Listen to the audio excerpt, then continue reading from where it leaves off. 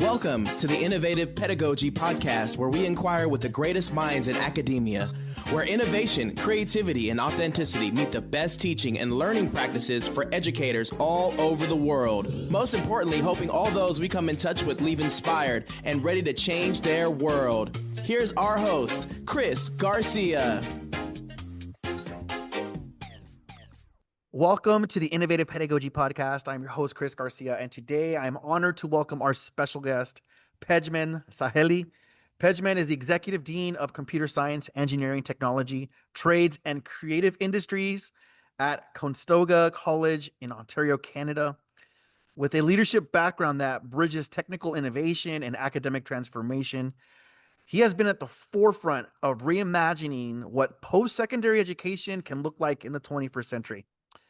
This past spring, Pejman authored a powerful piece for the EdTech magazine titled How Higher Ed Leaders Can Adapt to Generational Shifts, where he called on institutions to rethink their infrastructure, their mindset, their approach to pedagogy in order to meet the evolving needs of today's learners. From immersive tech to personalized learning and digital equity, his vision speaks directly to the future of education. Pejman, welcome to the show. I am thrilled to dive into this important conversation with you. Thank you, Chris. And, glad to be here. Really excited to have our conversation today. Absolutely. And I'm eager to dive into this because of just the different things that you brought up. Right now, before we even started, I kind of gave you the whole idea, and I kind of want to just set the stage, though, before I dive into your history and those that are listening right now. And that is, as you listen to this episode, I want you to have the one question in your mind being answered, and that is, are we doing what's best for students? And you'll hear me say that throughout our interview today, because Pejman's article, when it came to creating the generational gap and looking at specific generation alpha and beta, he really hit the nail on the head when it came to diving into intrinsic motivation. But let's go ahead and start a little bit though, so that way people can find out a little bit more about you. If you can share a little bit about your educational background, history, what journey did you take to end up what you're doing right now? Yeah, first of all, thank you for having me, Chris, today. I'm really excited and passionate about this topic. So I'm glad that we can just talk about this particular topic today. So my educational background, I'm by training and by trade, I'm a software developer. So I did my typical bachelor's, master's in software engineering, and my PhD is electrical and computer engineering. I worked in the industry as a software developer and a consultant, but then I entered the higher education realm in Canada, in Ontario, as you mentioned, and entered the college system in Ontario, which college system is a little bit different in Canada.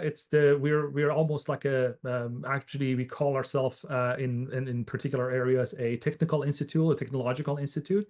So we are just like, if in the European model of polytechnic, we're that type of an environment. So I taught for 5 years at the capacity of a professor in computer science. And then I moved to another college, which I am now, Conestoga College. I started as a chair of engineering and IT at a time. And then we established a School of Applied Computer Science. And then fast forward now, I am actually overseeing about 150 programs over 4 schools. Computer science is one of them, creative industries, engineering and trades. The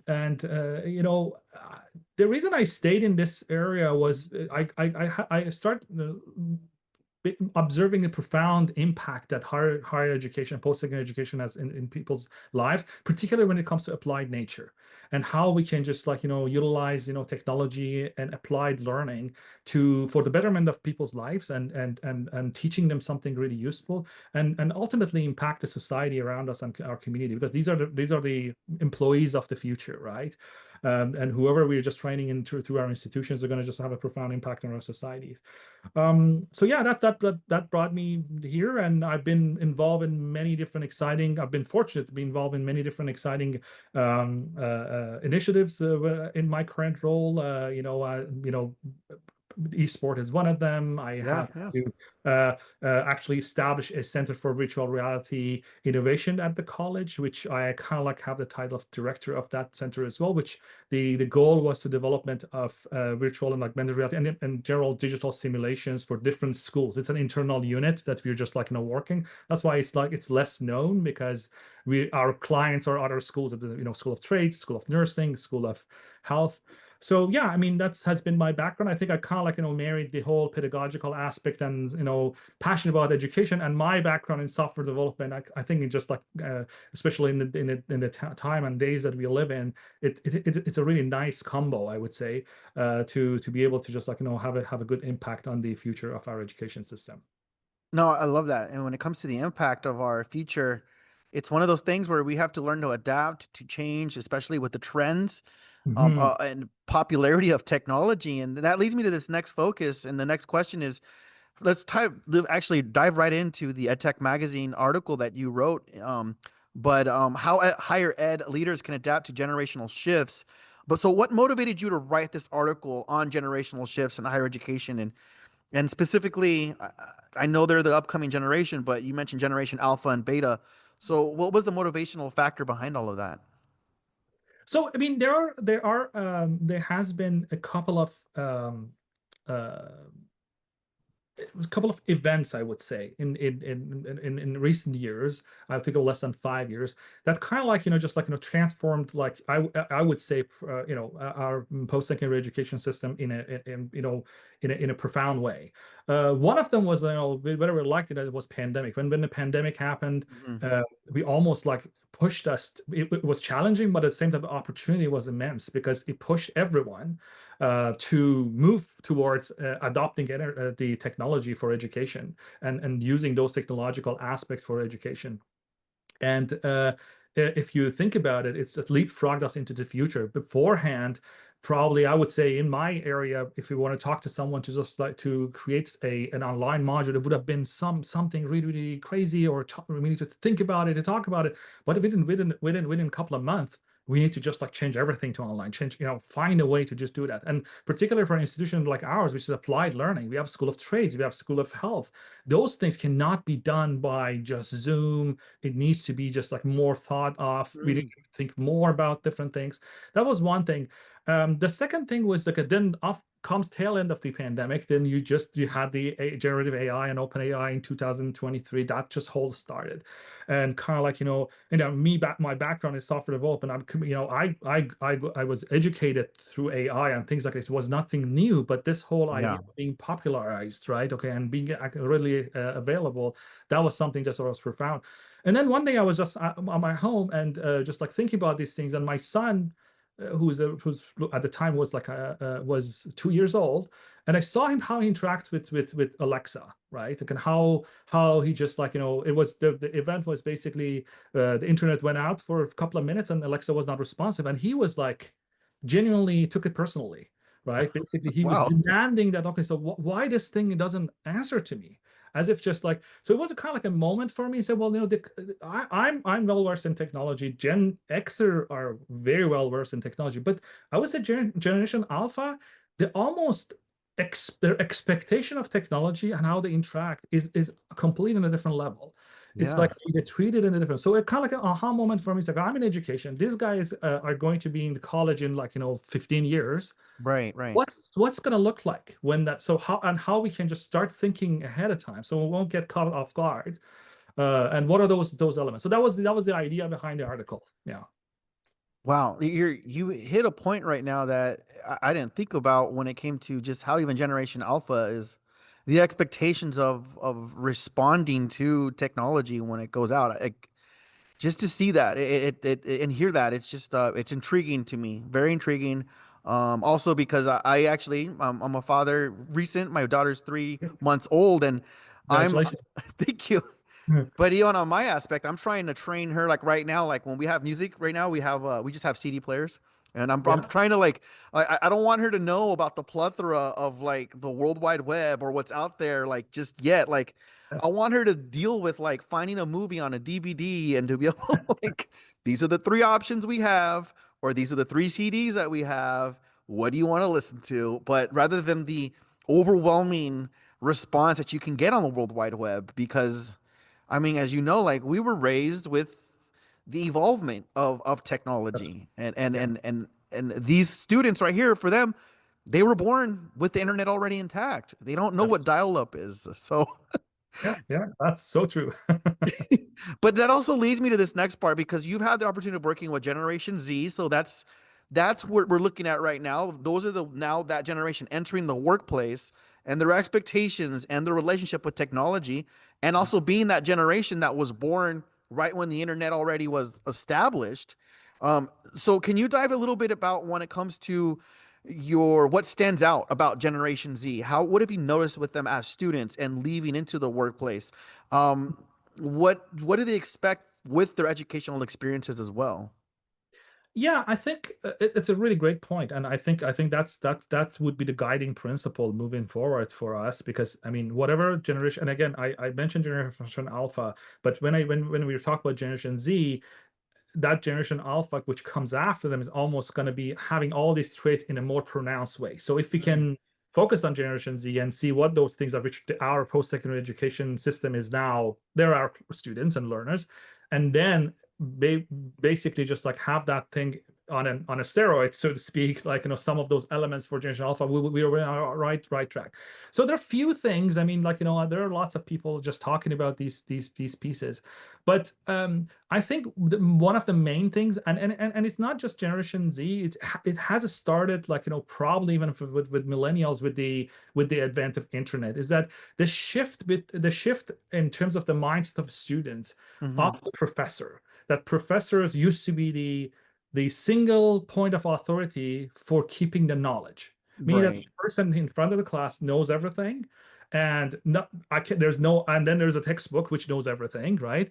And there's nothing else I can do, or there's nowhere else I can go other than these two elements, right? To acquire this knowledge. But we know it's not true anymore. It's basically you can just easily just like look things up on the internet, everything is available. And then when if you add AI, if we add other technologies, so you think even just like transfer of knowledge from that, because then became the transfer of knowledge. The transfer of knowledge also is not as that role is not as robust or as solid as people think, right? Okay, so it all just turns into the fact that okay, so the moving from author, I wouldn't say just like of a single source of knowledge to a more facilitator, right? Okay, the faculty member, the Yeah. professor become facilitators. They're going to teach you how to how to find information, right? And where to look for information, how to find them. And then with AI, which is going to come into place, is basically how now just like understand whether this information is valid or not. That's the role. It's the role is not that this fact is here. Everyone can find the fact, but there are multiple things that are not factual, and then they need to teach you how to basically go through that knowledge and then understand it. So it's facilitation, and then there are a lot of co-creation, Mm. debates, right? Okay, so we need to just like look at those pieces. I think those are the elements that they have with this particular group. The other thing is that they are really really into agility. They can't, like, things need to just like happen so fast. If technology changes, they don't have patience, and for the right reason. For us as educator to teach them something which is like a year old or 2 years old, right? Okay, Yeah, they that is want true. something really now, and rightfully so. What like, because the pace of technology is so fast, it's going to be just like irrelevant by the time they graduate. So they expect that agility in us to just like to give them the right information. And of course they just like they have the accessibility becomes an issue for them. They just want things to be more accessible for them, and a little bit in a more curated way, basically personalized, personalized, like way of teaching. So I mean, so the prime example is like videos and on demand content, right? Okay, when we were Yeah. kids, things were not on demand, so you need to wait until a certain time and things and certain channel, and then you watch certain things. Now everything is readily available, so they expect the same standard of living, let's put it this way, from the education as well. They want things to be more curated towards their needs, what they need, what keeps them engaged. So that's that piece as well. And one last thing I would say is that from the pedagogical point of view might be just like really important is that because of the advancement of technology, I do believe that there was an article I read it somewhere. It was basically this generation, Gen Z, is going to probably change their job about like 20 times in their career, right? And Wow. half of those are going to be almost half of those are going to be just a major change. And then a good percentage of those changes in job that it needs to have some sort of retraining, right? So if you think about it, if you think about like, if you do the math, it's going to be probably 8 times they need some sort of retraining, right? Okay. Yeah. You cannot send people 8 times to school to study 4 years, right? It's impossible, right? Right. Right. So as a result of that, this whole lifelong learning that is a notion, right? They don't have a choice. Maybe we had the luxury of saying, oh, I'm a lifelong learner. I get to just learn things. They have to do that. And because they have to do that, the education system cannot just stay traditional. Okay, you need to go to college full time for Yeah. 2 years and then you learn something new. No, you need to just like do something while you're working. It should be online. It should be remote. It should be like 5 hours a week on the weekends, on my pace, Yeah. things like that. So this whole like degree of flexibility, a big part of expectations from their point of view, I would say. Yeah. I love that because this is a nice segue, and I'm also going to revisit something you brought up earlier. But this is a nice segue into the whole AR VR aspect of it because you're Mhm. talking about online courses, real time opportunities to dive into what's happening.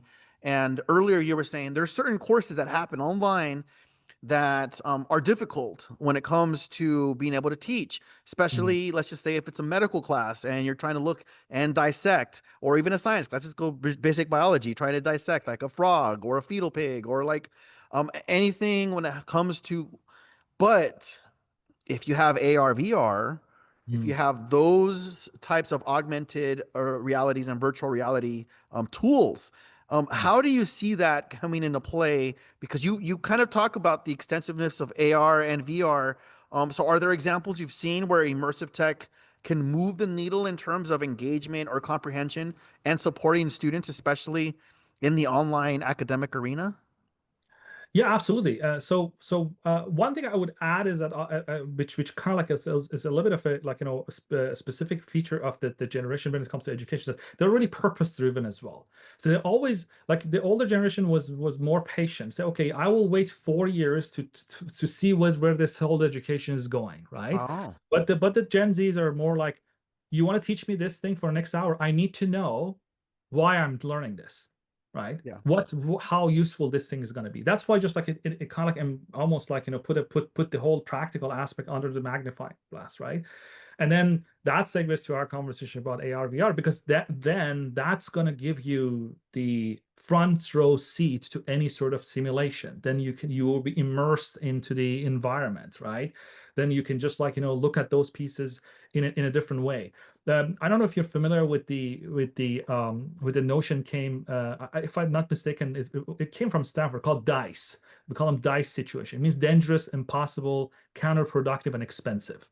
So when it comes to really hands-on experiences, there Hmm. are lots of situations which categorize under that DICE. It doesn't mean that it has all those elements, but Right. one of them or two of them, right? Okay.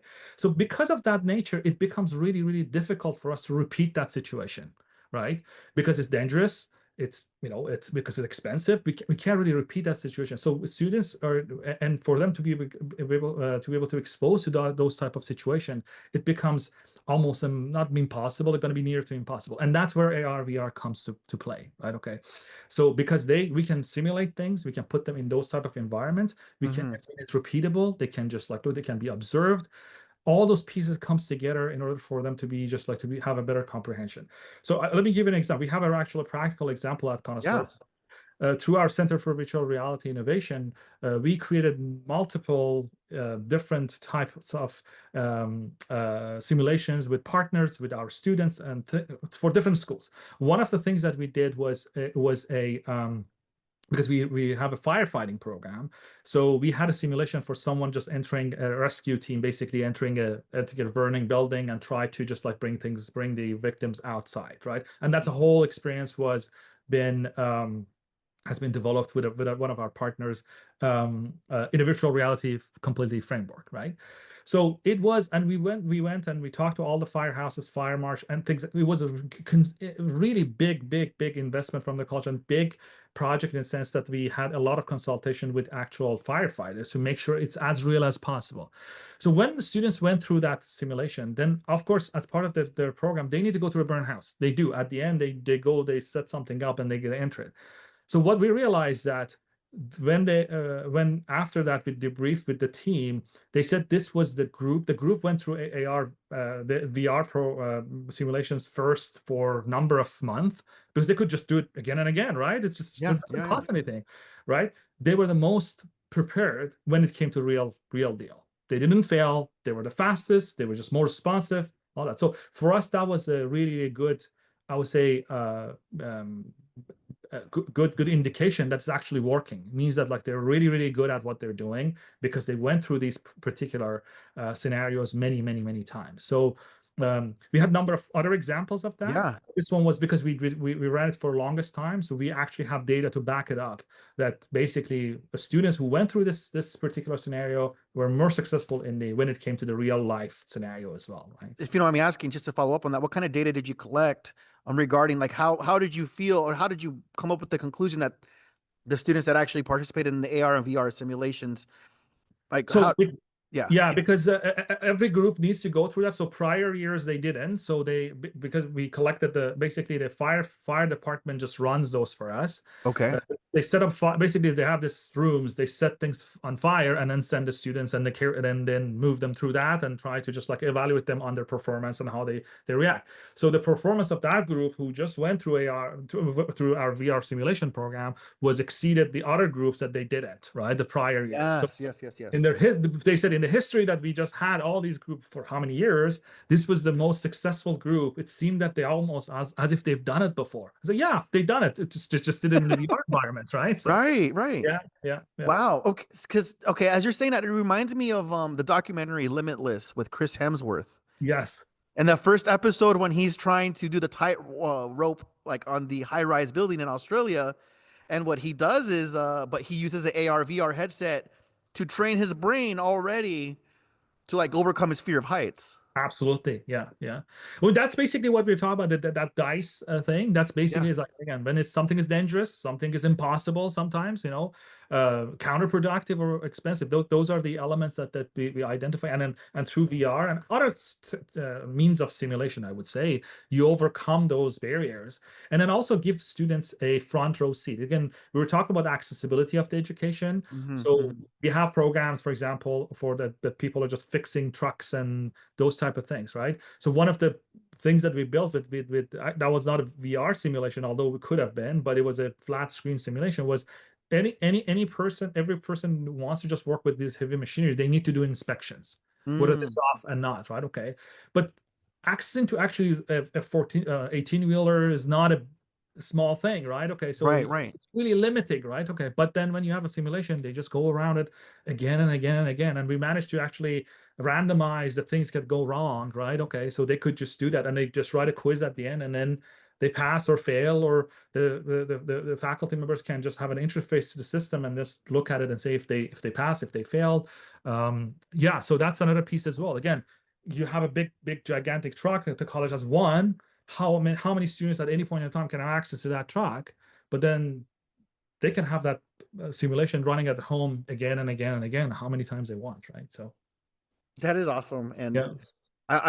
we're gonna have to make this a two-part series because I definitely want to tap in later on. I have two more questions for you, but there are other aspects of the article that you wrote about later on, and if that's okay with you, but in the next, if we can have a chance to meet in the next few weeks, but I definitely want to talk about gamification, personalized and flexible learning. But the question I want to ask you is, you do talk about in the article about the bridging the gaps, and that is not just generational, but also technological, pedagogical, and cultural. So my question for you is this: is where do you see the most tension or opportunity right now between those three aspects, the technological, pedagogical, and cultural? It's I think that the biggest part is the is I think if you look at it from that point of view, I think it's um the when you're looking at the opportunities, is that when AI came to play, um, in 2000, I think it was 2023, right? So Mhm, I mhm. think what the way I described it is like it was almost like a divisive technology. Basically, it divided people in two different camps, right? Okay, there was a camp of the people that they said, oh, you know what? We don't have a choice. We just need to adopt it. We just need to let things go. We need to give all the controls to AI. It is cool. It is awesome. We should just like go, go, go. And there was another camp that they were basically just talking about, well, no, no, no, no, we can't touch this. And they were found probably 200 million different reasons that why we should not trust this technology and we should not do it. And then if we do this, the education as we know it is going to go out of the window. We won't be Right, able to right. control it. It's going to be all that, right? All negativity. So that's why I think that's why I call it is almost divisive. And the reason I think it happened that way was because it happened so fast, right? It didn't give anyone opportunity to just like look at it from the point of view of, oh my God, let's look at it. It happened almost over a weekend. And then Yeah. in a month it was like in a full throttle, right? So and that divide also, I'm not being completely generalizing it, but also divide fell on the two sides of the generation as well, right? Basically, I'm not saying it 100%, but almost the people who are on a little bit of a younger generation were on the side of, oh, we need to just embrace it. We just let like completely just like, go towards it. And then the other side were more older generation. Again, I'm not generalizing, but that was my observation in a kind of like a rough anecdotal, right? Right, right, right. So this was the tension. And so if you ask me what the opportunity is, I think I would tell you that I think is that it's the opportunities is somewhere in the middle, right? Okay. So we can look, AI is going to stay here, right? It's not going to go anywhere. But at the same time, we should not just like completely, because it has this kind of like almost like a wild card type um element to it. So we should Mhm. not just completely give out all the control, right? So what Yeah, we should do collectively, and particularly in any industry, but particularly in higher education, right? We need to together just like sit down, identify the risks, and see what we can do collectively to embrace it, but at the same time shape it as we go, right? yeah, It's a wild things, but it is prime. It is really it's a good opportunity for us to be able to shape it, right? Okay. So from that standpoint, I think that's the opportunity. Again, it comes the tension, which is this divide, but the opportunity is that none of them are right. It's the middle ground. The middle ground is that like we cannot just like ignore it, but at the same time we cannot just like be blind to the weaknesses and the issues that may come up. So we have the responsibility to shape it, and why not? We need to be actively involved in this process. Why should we let the companies and corporations to dictate the terms? We should just like be part of the solution. We should just say, oh, this is how it's going to work. This is what areas would work, and this is what areas don't work. And I would say also when it comes to opportunity, one thing that I observed, which actually I would say it worked to our benefit, at least in my opinion, is that initially when it came so fast and almost like got people by surprise. And I think people at the time, the people overestimated the power of AI. yeah. On both sides, the people who were like 100% behind it, they thought it's a magical thing, is going to solve our problems. And then on Yes. the other side, people say, "Oh my God, tomorrow all AI is going to run our society. Robots going to come after us and kill us," right? Right. So they just the reaction was like that, but the good thing was, in my opinion, it was none of that. The initial hype just wore off, but it was a good thing that happened that way because it started people thinking really early on, as opposed to wait until like 10 years after and say, oh, what are we going to do with AI? It kind of like gave that initial shock. And that's why I see the opportunity, because I think we have a lot of conversation like 2 years down the road on the AI, which we never had on any other technology that was. Right. Right. I'm talking about in post-secondary education, because Yeah. that initial shock was really profound. Yeah.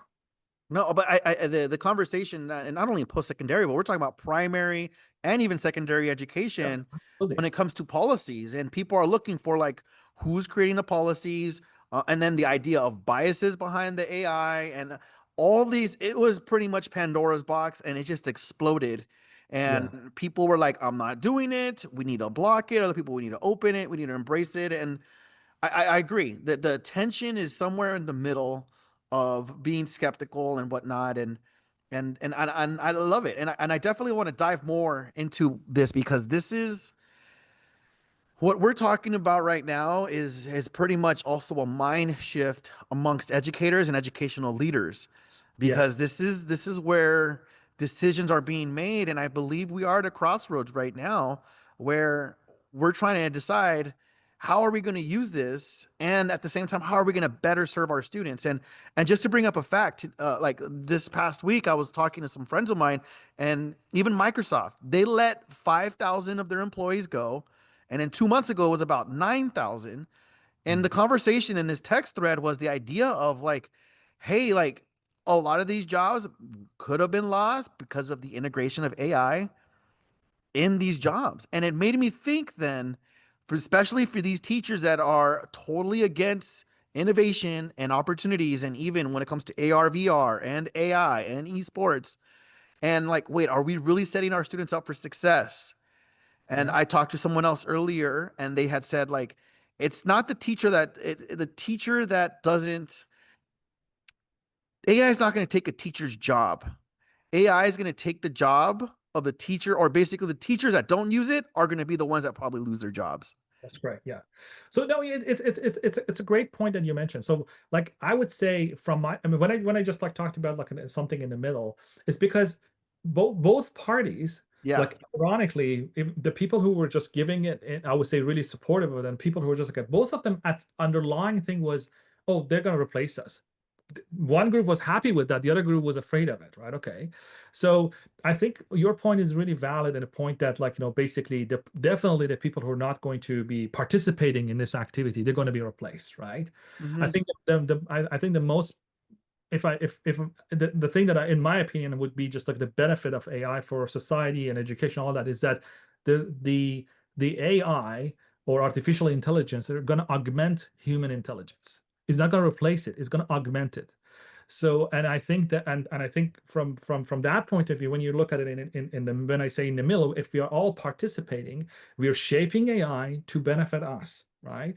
We are not going to just like follow it blindly, and we're not going to block it blindly. We're going to shape Right. it, and we're going to embrace it, and we're going to just like train it in a way that we want to respond. So, as I said, I mean, I think the most the way that I can explain it is that like, AI is gonna, artificial intelligence is gonna augment human intelligence. The other piece I would also say that kind of we talked about pedagogy. The other thing is that also like use. I mean, you mentioned about the job losses. Is that AI as a skill? Like if I'm a software developer and I can use AI in my day-to-day work, Yeah. if I'm a I don't know, accountant, I can use AI in my day-to-day work. It's going to make me more desirable, more employable, and future-proof, right? So Yes. as post-secondary education system, in addition to use AI as a means to teach and learn, we also, I think we are also just like accountable, responsible. Actually, we are obligated to teach AI itself as a skill to an accountant, to a software developer, and that's actually really really complicated because it changes Yes. depending on what your profession is. I mean, AI Correct. in law and AI in computer science, AI in art, they're different things, right? Yeah. And that's again it on professors, they need to think about, academics, they need to think about how we're going to use that skill, not only just for teaching and learning, also as one of the skills we're going to teach for students to be employable, right? Absolutely. No, I love that. And the last question is this: is that what is one piece of advice that you would give to educational leaders right now when it comes to being able to bridge the gap, being able to future-proof their learning ecosystems? What would you tell them right now, at least to have in their mindset, or a piece of advice, a question to consider? What would be the last thing if you were talking to a group of school leaders right now?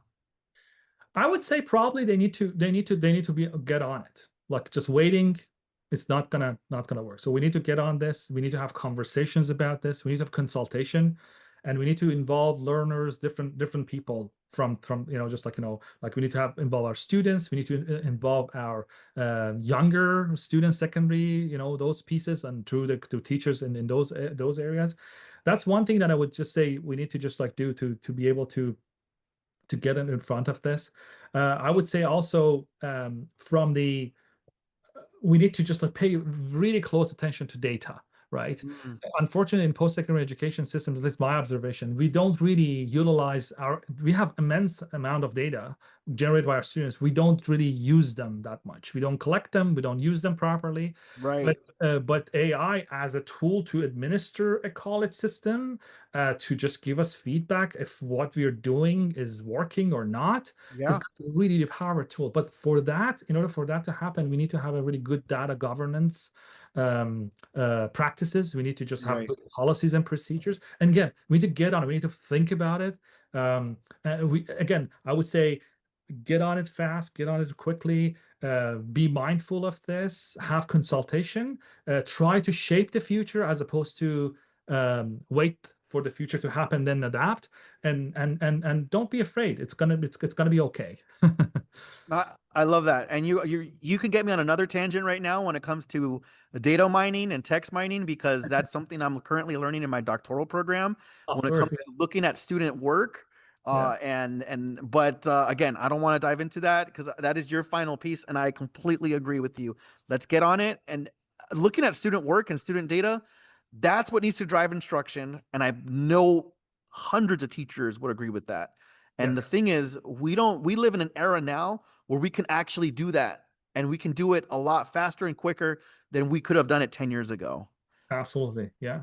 So, Pejman, I want to thank you so much. This is awesome. If it's cool with you, let's keep in touch. I'd like to do a part 2 of this and talk about personalized learning and gamification, and a little bit of esports also, maybe for the next interview.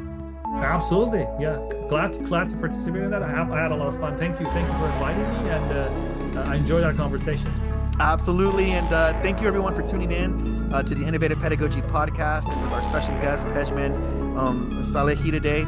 And I want to just invite you to click the subscribe button and share this resource with all your friends, anyone out there in education right now. And if you ever have any questions for our upcoming episodes or whatnot, please send me an email to cbgarcia@sandiego.edu. And I look forward to keeping in touch and seeing you all in our next episode. All right. Take care, everyone.